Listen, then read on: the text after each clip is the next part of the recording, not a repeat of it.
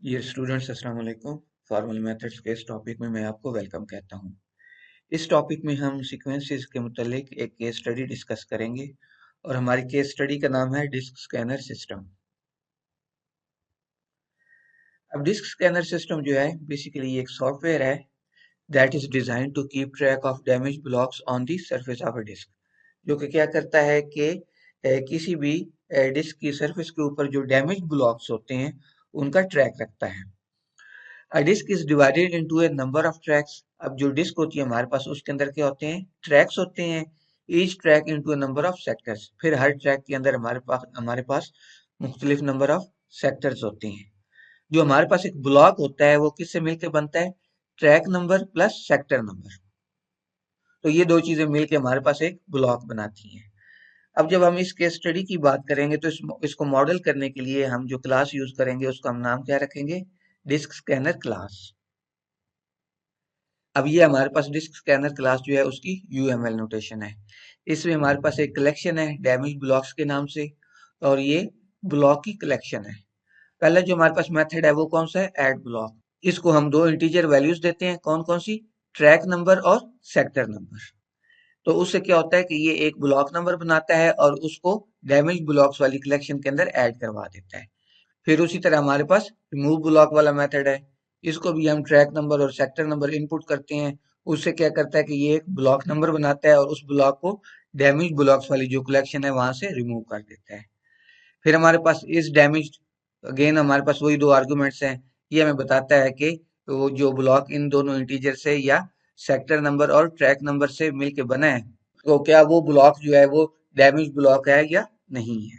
फिर हम क्या करते हैं कि एक ट्रैक नंबर देते हैं और उसके अंदर जितने भी बैड सेक्टर्स होते हैं वो हमें एक कलेक्शन की सूरत में मिल जाते हैं, और ये जो मेथड ये काम करता है उसको हमने क्या नाम दिया है, गेट बैड सेक्टर्स। फिर हमारे पास जो एक क्लास है ब्लॉक के नाम से, यहाँ पे हमने जो कलेक्शन बनाई थी वो बेसिकली क्या थी, ब्लॉक की कलेक्शन थी। तो ब्लॉक वाली जो हमने हमारे पास क्लास है उसके अंदर हमारे पास दो वेरिएबल्स हैं डेटा मेंबर्स, कौन कौन से, ट्रैक और सेक्टर। दोनों की जो टाइप है वो क्या है, इंटीजर टाइप है। अब ये हमने क्या किया कि सबसे पहले अपनी ब्लॉक क्लास जो थी उसको मॉडल किया है टाइप्स की क्लॉज को यूज करते हुए। ठीक है, इसमें हमारे पास क्या है कि सबसे पहले हमारे पास हमने इसकी जो टाइप बनाई है वो उसका नाम हमने क्या रखा है, ब्लॉक। और उसके अंदर जो हमारे पास पहला डेटा मेंबर है ट्रैक, उसको हमने नेचुरल नंबर के तौर पर मॉडल किया है। और इसी तरह फिर हमारे पास सेक्टर का डेटा मेंबर है, उसको भी हमने नेचुरल नंबर के तौर पर मॉडल किया है। फिर हमने क्या किया कि हमारे पास जो डिस्क स्कैनर क्लास थी उसको हमने मॉडल किया यूजिंग स्टेट क्लॉज। तो वहां पे हमारे पास जो कलेक्शन थी वो कौन सी थी, डैमेज ब्लॉक्स के नाम से। और हमने क्या किया कि उसको एक सेट के तौर पर मॉडल किया है। फिर यहाँ पे हमने उसको इनिट के कीवर्ड के थ्रू इनिशियलाइज करवाया है अपनी इस कलेक्शन को। और इनिशियलाइज किस तरह करवाया है, हमने कहा कि इनिशियली हमारे पास जो डैमेज ब्लॉक्स वाली कलेक्शन होगी वो क्या होगी, एम्प्टी होगी। फिर हमारे पास क्या है, ऐड ब्लॉक का मेथड है। इसमें ये मेथड क्या करता है कि ये इसको जो भी आप ट्रैक नंबर और सेक्टर नंबर देंगे उससे क्या करेगा कि ये एक ब्लॉक नंबर बनाएगा और उसको बैड जो हमारे पास ये डैमेज ब्लॉक्स वाली कलेक्शन है इसके अंदर ऐड करवा देगा। तो वो उसी तरह हमने क्या किया है कि ट्रैक नंबर और sector number as a argument input लिए हैं, एक्सटर्नल क्लॉज यूज की है, और उसके अंदर जो डैमेज ब्लॉक्स वाली हमारी कलेक्शन है, ठीक है, उसको हमने रीड राइट करवाया है। प्री कंडीशन हमारे पास क्या है कि हमने क्या किया कि जो हमारे पास ट्रैक नंबर और सेक्टर नंबर आए थे उससे हमने एक पहले ब्लॉक बना लिया, इसलिए यहाँ पे हमने मेक का फंक्शन यूज किया है। और जो ये ब्लॉक बना है इसको हमने इंश्योर किया कि ये पहले से डैमेज ब्लॉक्स वाली जो हमारी कलेक्शन है उसके अंदर ना हो। और पोस्ट कंडीशन क्या है कि हमारे पास जो डैमेज ब्लॉक्स वाली प्रीवियस कलेक्शन है या जो प्रीवियस हमारे पास सेट है ब्लॉक का, उसके अंदर इस ट्रैक नंबर और इस सेक्टर नंबर से एक नया ब्लॉक बना के हमने उसका यूनियन कर दिया है। इस तरह हमारे पास रिमूव ब्लॉक का मेथड है।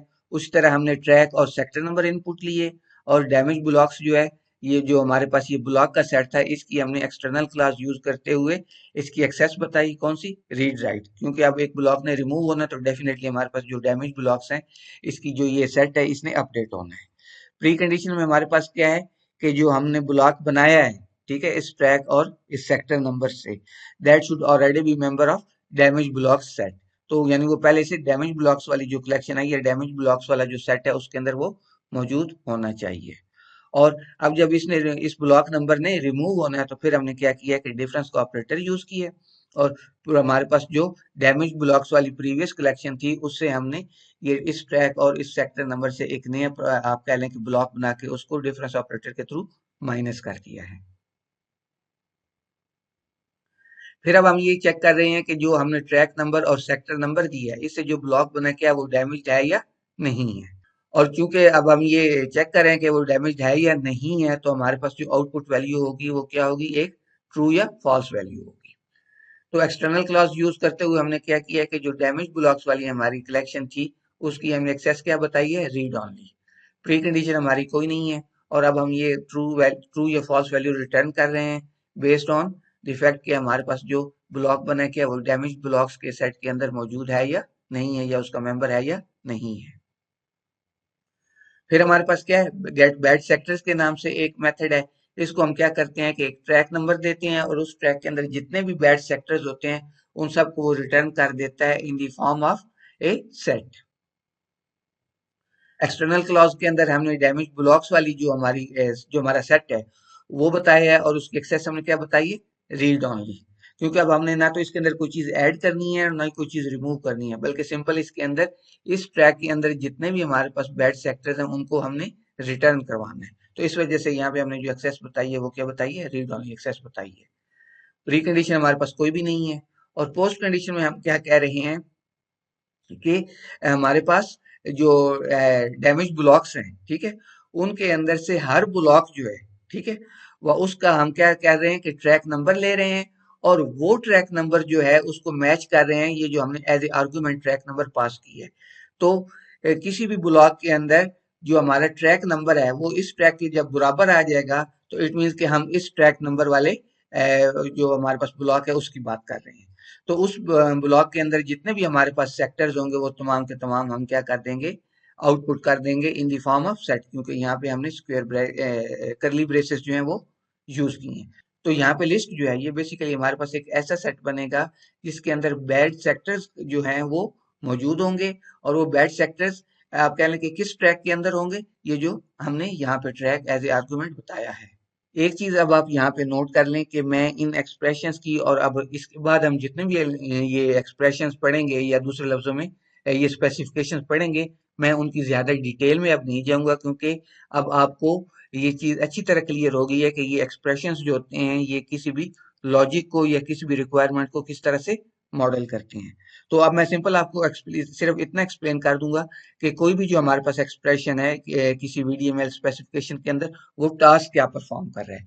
तो मैं रिकमेंड करूंगा कि आप इन एक्सप्रेशंस को खुद से पढ़ें, इनकी लॉजिक को समझें, ताकि आपको पता चले कि ये किसी भी लॉजिक को या किसी भी रिक्वायरमेंट को कैसे इम्प्लीमेंट करते हैं।